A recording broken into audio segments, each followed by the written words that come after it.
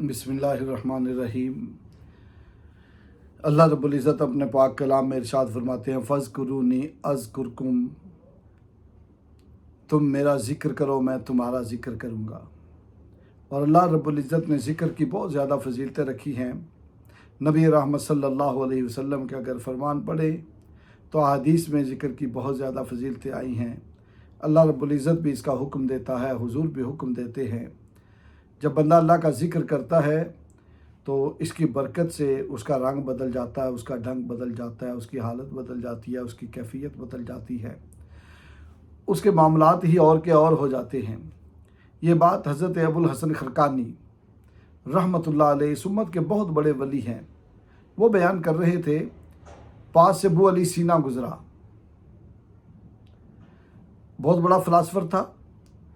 जब वो गुज़रा तो उसने जब ये बात सुनी ना तो हैरत से एतराज़ करते हुए, तनकीद करते हुए वो बोला कि ये कैसे हो सकता है कि एक नाम सिर्फ अल्लाह कोई ले तो उसका रंग बदल जाए, उसका ढंग बदल जाए, उसकी कैफियत बदल जाए, उसकी हालत बदल जाए। जब उसने ये बात की ना तो अल्लाह वालों के मामलात ही और होते हैं। आपने इरशाद फरमाया, ए खर तुची दानी, जिसका मतलब ये है, ये फ़ारसी के जुमले थे, मतलब ये आपने फरमाया, ओ गधे तू क्या जाने इसको।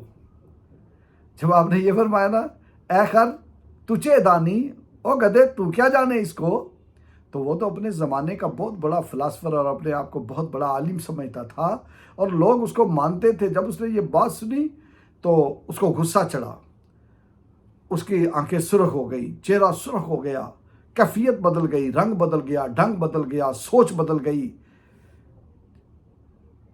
कहने लगा, आपने मुझे ये क्यों कहा गधा, आपने मुझे गधा कह दिया, ये क्यों कहा। जब उसका रंग ढंग बदला, सोच बदली, कैफियत बदली, हालत बदली, तो आपने फरमाया, मुझे ये बता, बाद में तुझे बताऊंगा क्या क्यों कहा है, मुझे पहले ये बता, तेरा रंग ढंग बदला कि नहीं, तेरी कैफियत और हालत बदली कि नहीं। कहने लगा, बदली है, पहले मैं जमाल में था, अब मैं जलाल में हूँ, मुझे गुस्सा आ गया, मेरी कैफियत बदल गई, मेरी आंखें सुर्ख हो गई। आपने फरमाया, मुझे ये तो बता कि अगर लफ्ज़ गधा जो है उसकी तासीर ये है कि ये रंग को बदल देता है, ढंग को बदल देता है, कैफियत को बदल देता है, हालत को बदल देता है, तो मेरे परवरदिगार का नाम भी बंदे के रंग को, ढंग को, कैफियत को, हालत को बदल देता। चुप करके ना वहाँ से गायब हो गया। कई बंदे होते हैं वो आराम से नहीं मानते, तो आपने उसको एक जुमले में सारी बात समझा दी।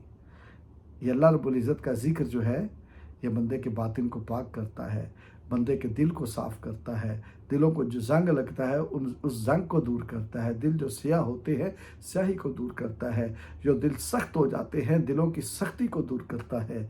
अल्लाह रब्बुल इज़्ज़त हमें अपने ज़िक्र की तौफ़ीक अता फ़रमाए, इसकी हलावत व चाशनी अता फ़रमाए और इसकी बरकतें हमारे शामिल हाल फ़रमाए। आमीन सुम्मा आमीन।